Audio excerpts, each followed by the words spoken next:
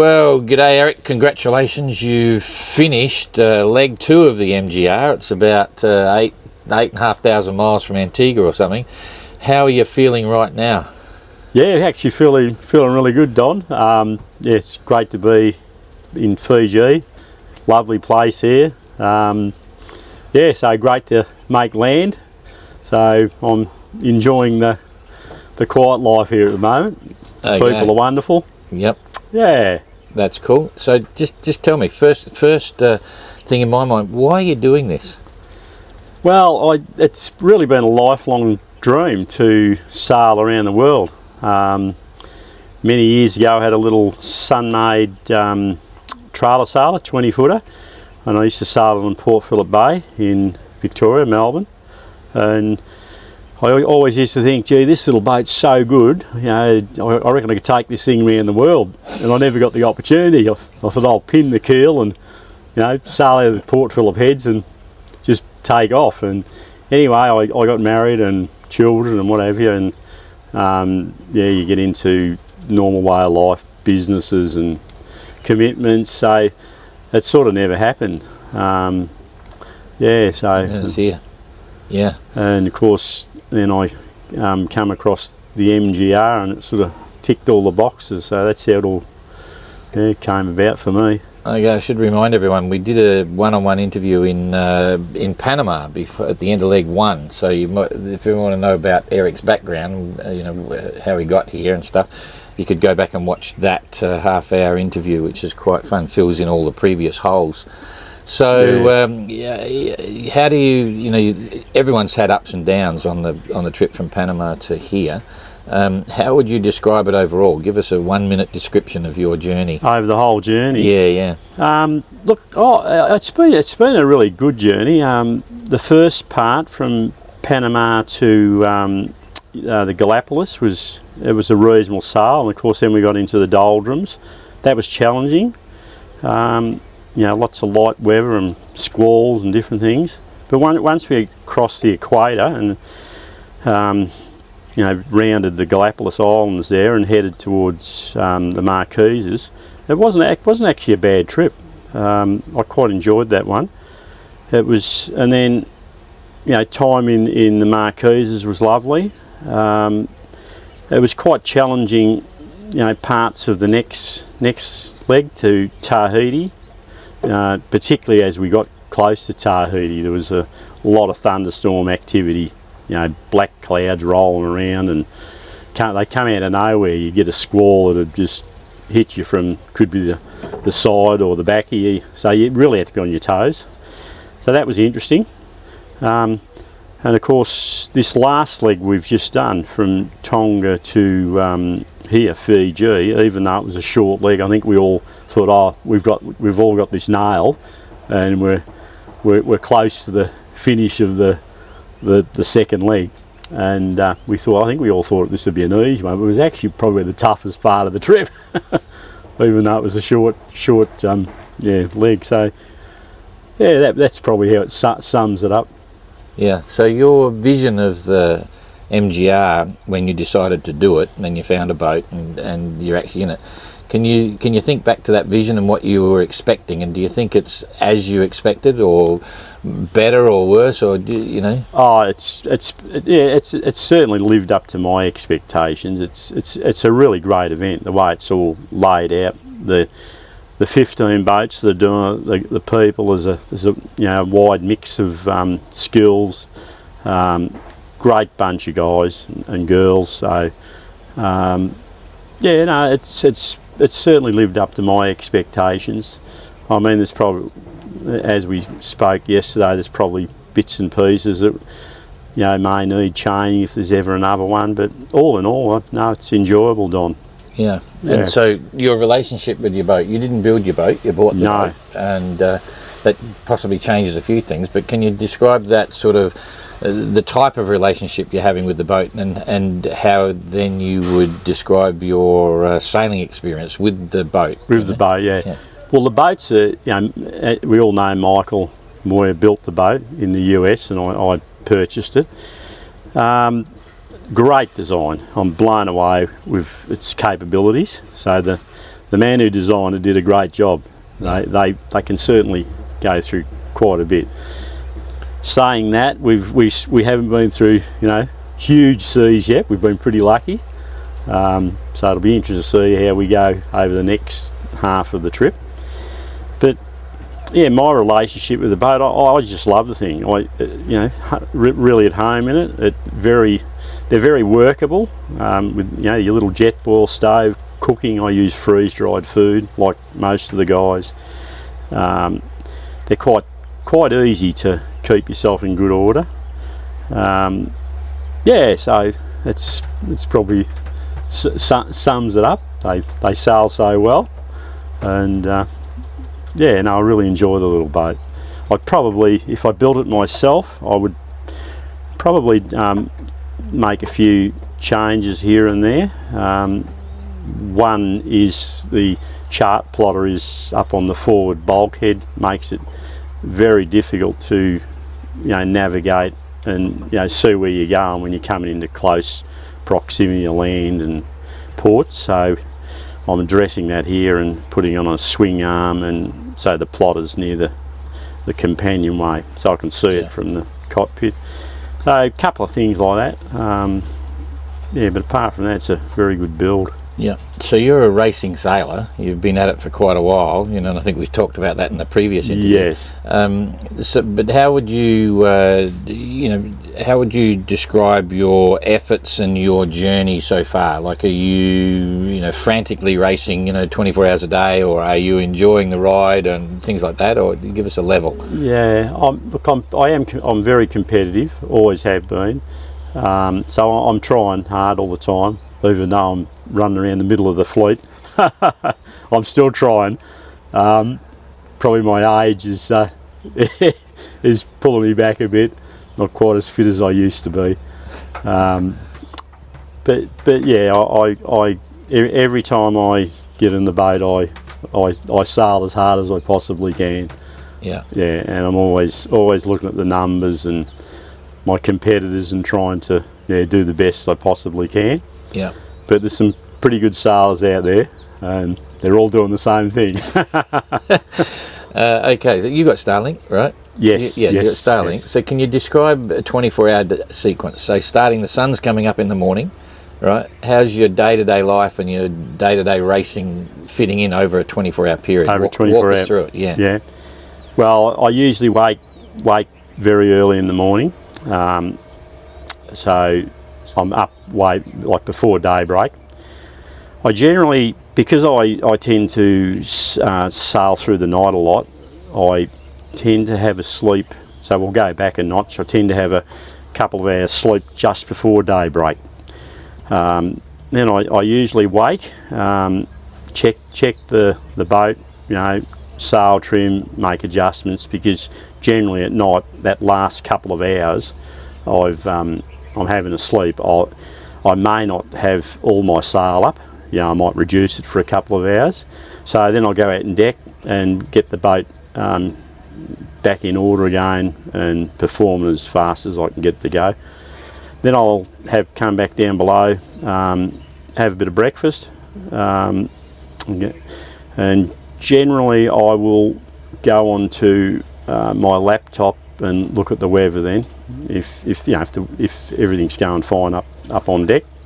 I have two weather sources. I've got Sail Mail or Sail through Sail Docs, so I might get 3 days of grid files early, so I know what's going on over the next 3 days, and then later in the day I'll fire up the Starlink and check windy and the currents. So that's generally in the afternoon, and probably call my wife and kids and just touch bases with everybody.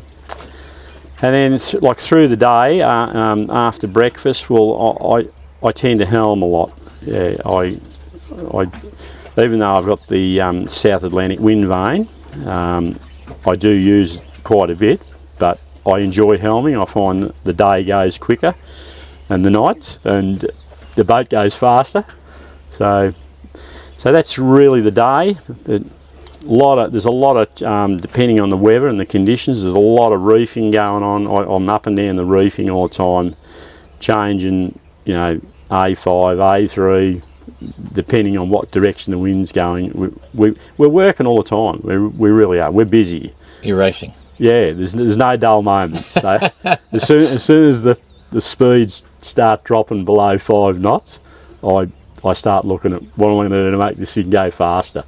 So, and that's how I focus the whole time out there, including the night time. So by mid-afternoon, as the sun's going down, I'll have a little nip of rum. I look forward to that, just to keep me sane and something to look forward to. And then I'll put a bit of a meal on and have my dinner, and then I'll get back up on deck and keep sailing. And I'll sail as long as I can till I get tired, and I might have an hour nap through the night, most nights. I rarely sleep like 8 hours, like a lot of the guys. And yeah, that's pretty much how I go. Yeah. Yeah. So when we all started this whole crazy idea, Starlink was never on the agenda, right? No. And it was going to be, you know, Iridium Goes, texting and satellite phones for safety and things like that. Pretty much everyone's got Starlink now. Yes. Is that good, bad or indifferent? Tell us about your experience with Starlink compared to what you were thinking in the beginning. Oh, look, I think it's a great device. I'm impressed with it. The downside of it is, for me, that does use a lot of current. So it pulls a fair bit of amps when she's running. And I struggle already with AGM batteries and my solar panels keeping my battery charge, you know, supply up as it is. So using the Starlink, it just accelerates the problem. So that's the downside of it. The upside of it is it's so good. It's quick. You know, you can use your WhatsApp. You can get windy, weather, currents. So that's a no-brainer. That's been really good. I must say though, like the Iridium Go, that I use that a bit. I do my you know, daily texts on the Iridium Go to Brenda, my manager, my wife, and she sends it off to you. So I like the Iridium Go. And she's actually religious with that. You're the only one doing it. I get a text every day, which is fantastic. At least you know, you have a rough idea what's going on out there. So, and every now and then I'll use a sat phone, because we get in their plans, we get 20 minutes of like airtime free. Yep. So each month I'll try and use both of them to call Brenda or my son or whatever. Yeah. Do you think the ease and the connectivity has changed the challenge? You know, do you miss the solitude, or wasn't that always part of what you were doing it for? You just want to do the race on the water and the adventure and all that sort of stuff, you know? Yeah, it's mainly the adventure, and probably, you know, a lot of people say, why are you doing this? And they ask everyone, and I mean, most of us say it's been a dream, but you know, I really think we're probably out there just proving that we can actually do it. Yeah. So ultimately, that's why you, on a personal level, is you're actually doing this because to prove to yourself that you actually can do it. That's the essence. You just nailed it right there. I think it took me 40 years to work that out. Yeah, I think so. And if you, to be truthful, I think that's what it's all about. Yeah. So you don't think that the Starlink makes it too easy or alters some of the previous perceived, you know, you talk about solo sailing and around the world, it's the isolation and the solitude and at one with nature, and all of a sudden, that's the phone ringing. Yeah, it brings everything close to you. Yeah. Starlink. Yeah. It really does. And the solitude definitely goes out. It's making the job a lot easier, for sure. I mean, I can talk to you about this because you're one of the young fellas like me. But can I ask you, like I always say that our events are life defining and life changing. They are. Yeah. You're a young fella. You will have done a lot of things in the past. Yeah. Up until the MGR, what would you consider to be your most life defining or strongest memory of something that you've done that typifies you? That changes you, or no, just in the past, before the MGR. can you think of something that you would say, oh, this is me and I did this? Some activity that was your life-defining moment previously, or something that you can hang your hat on, you know what I mean? Yeah, oh, look, I've done a lot of, a broad range of things. I've raced cars. I've swung on the side of outfits. Motorbikes, raced motorbikes. A lot of things. Lots of different sports. Yeah. I used to do diving as a young bloke at school. Represent the school. So I love sport, all sport. Yeah. So in the scheme of things now, with the MGR, where does that fit? Oh, it's right up there, without a doubt. Previous is the Melbourne to Osaka race that I competed in 2013. It was definitely the pinnacle of my sailing career. Now it's changed now. The game's changed. But I must say, after the Melbourne to Osaka, it was life-changing for me. Most people said, "Oh, this will change you," and I'd spoken to people that had competed in previous Osakas, and I know it does change a lot of guys for different ways. And some people don't sail again, some continue.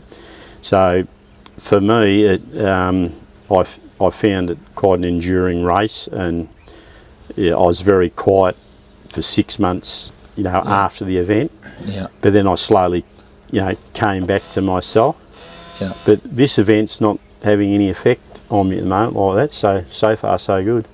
Yeah. Yeah. Touch wood. It'll all happen when you finish. Yeah. Exactly. It'll be hard to say. Yeah, exactly.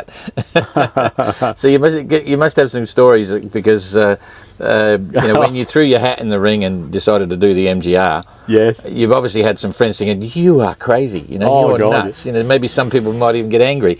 You will have now obviously detected a change. Can you give us a story on any of that? Oh, definitely. Yeah. Most of the people you'd speak to when you say, oh, you're doing the MGR around the world in 19-foot yachts, they'd say, oh yeah, you are crazy. I don't think we had that happen, all of us. There's so much. And I used to say, well, we're not crazy, we're all good sailors, and we can do this, we believe it is possible. So, and now people, the same people, they're inspired by it, absolutely inspired. And we're finding that everywhere we go. People you bump into, whether it's your friends or just new contacts, they're just totally inspired that you're actually attempting to do this. So it's pretty incredible. Yeah. We're seeing a lot of that as well. Oh, for sure, mate. Yeah, for sure. Tell us about the water, your water experience, freshwater, drinking water. What did you leave Panama with? Left Panama with about 150 litres. I had 100 litres in built-in tanks and 50 litres in large containers. I did pretty well because I collected water along the way in the storms early, so I collected about probably 40 litres because I drained the bottles first, and as they were going down, if I had rain, I was lucky enough to have a reef in, and I just collected water off the reef, the mainsail. But yeah, look, I had no problem keeping up the water. I had plenty of water at the end of the journey in the Marquises. Not a problem in the world, Don. Yeah. So how do you see the wear and tear on the boat, sails and so on? You got a long way to go. We're about your boat's done. What have we got? Still done 12,500 miles or something. Oh, How are the sails? What do you because you still got probably 18,000 to go or something. Yes, and it did 5,000 miles with Michael. I can factor that in. Yeah, if you factor that. The main, it's the original main. I didn't put any new ones on it when I purchased the boat. So I apart from spinnakers, I purchased a new A3, which I have like a spare A3, and an A7.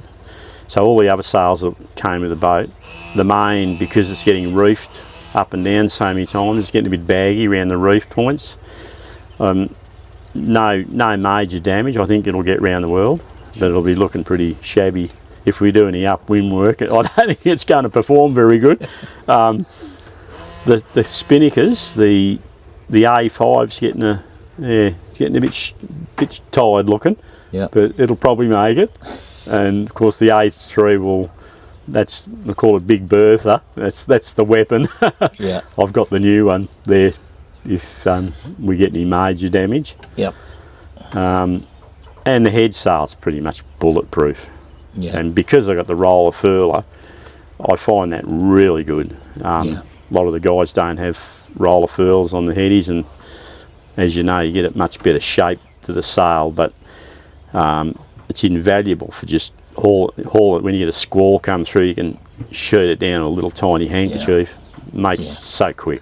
I think some of them don't know that they haven't sailed with a furler compared to no furler. But anyway, but I've already decided furlers are going to be compulsory for 2029. It's pretty good. It keeps you off the bow a bit. Absolutely. And especially when you get that as quick squall comes through, you can put another reef in and furler in so quickly, and you got no probs. Yeah, absolutely. Yeah. So what about you physically? We'll talk physically and psychologically for that far. You know, have you dipped into the first aid kit a lot and things like that? No, look, I get a few knocks and bumps on the legs, as I was talking about before, going in and out of the companionway. You know, the aluminium, like sills. And as you get tired, you don't lift, and old, you don't lift your legs as much. So things like that. My skin's very soft, so I tend to bump my elbows, on things and knock a bit of bark off.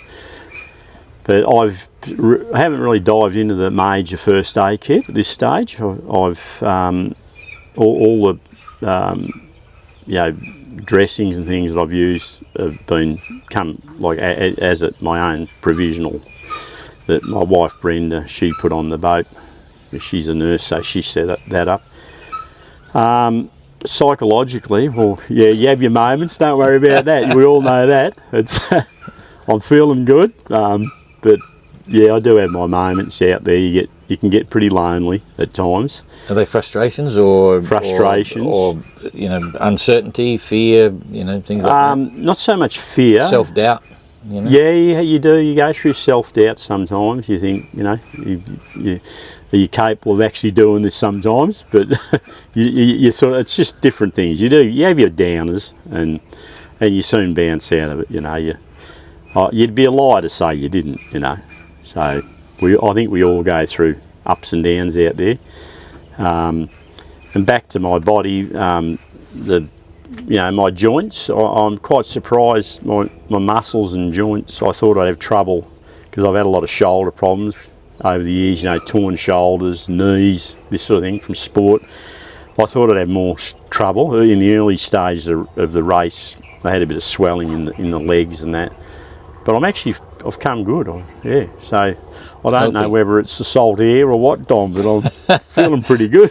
I look at the fleet and think everyone's had a sudden weight loss, but I think everyone's just changing different muscles. Yeah. Muscles that, certain ones are going up, certain ones are going down. For sure. Yeah. Yeah. So are you enjoying the food? What are your treats? To give us a quick rundown on food's good. We started off with Radix early in the races, but this last leg, Brenda, my wife, she sourced some backcountry freeze-dried food, which is it's a change, and it's really good. So I still use the Radix breakfast meals, and I still have a few of their mains left, so I try to mix it around. But they're surprisingly good. They're quick, you just add water. But the backcountry ones, they're a larger quantity.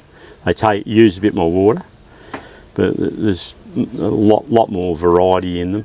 Yeah. That side of it's good.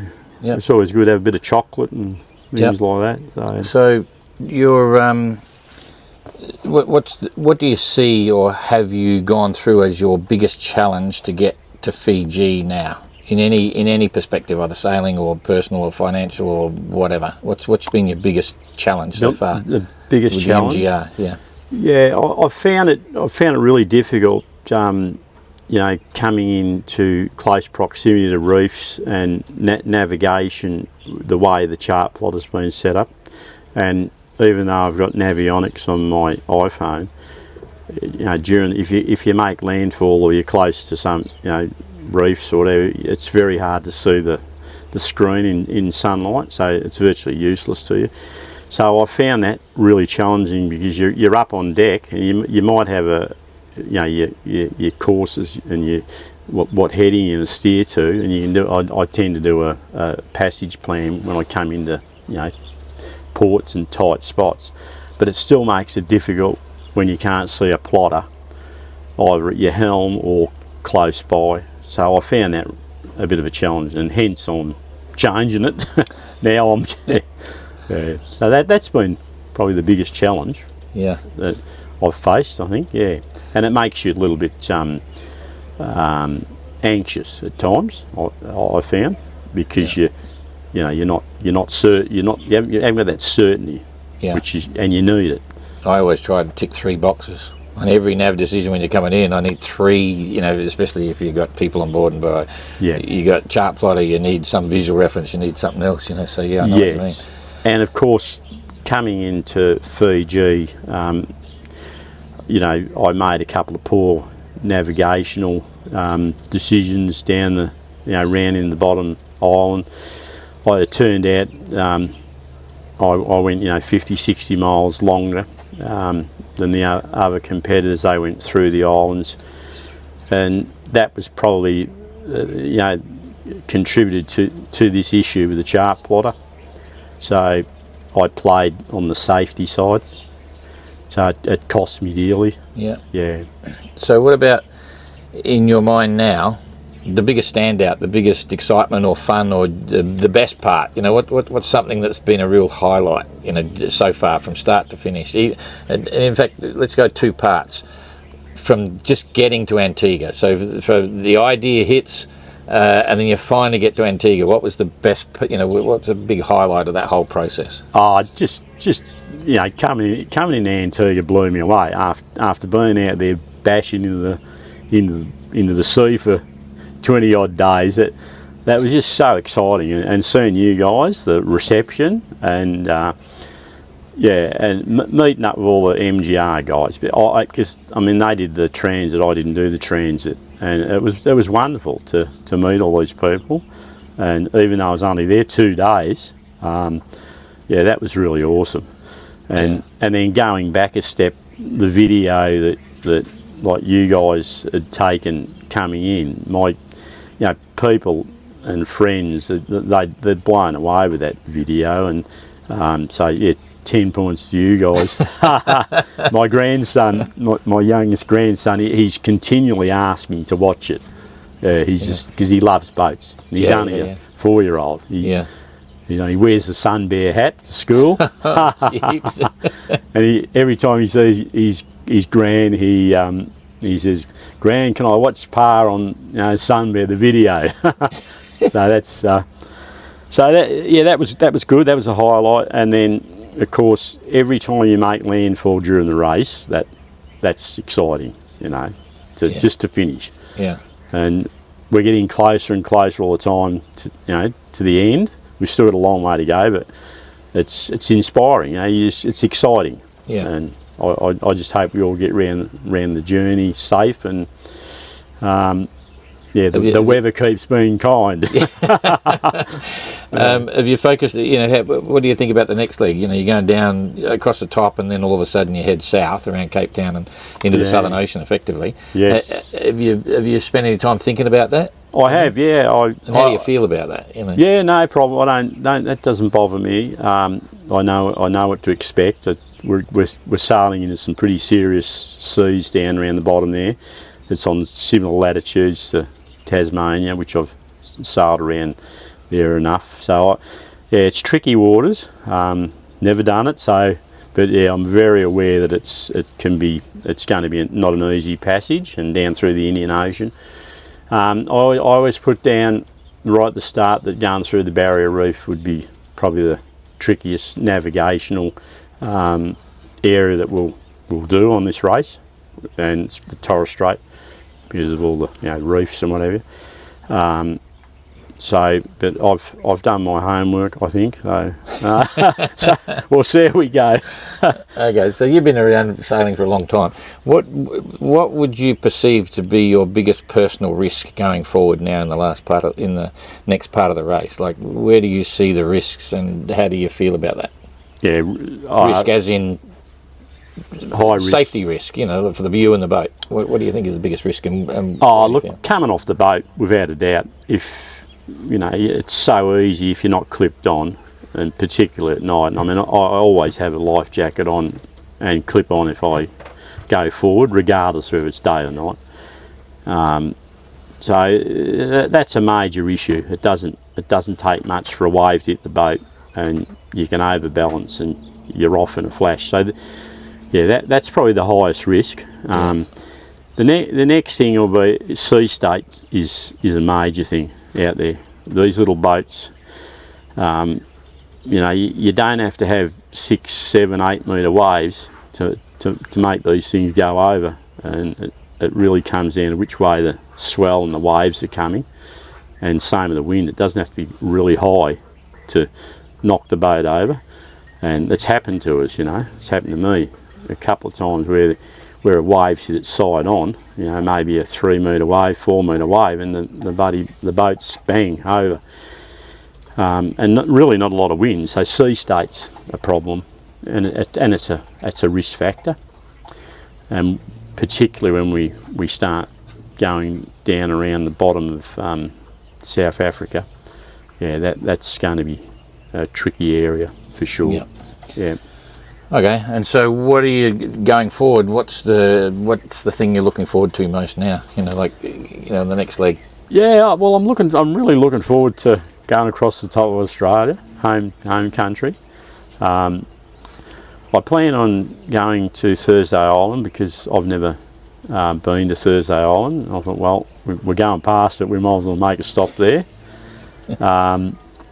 I don't know about Darwin. I think it'd be probably unlikely at this stage that I'll go to Darwin.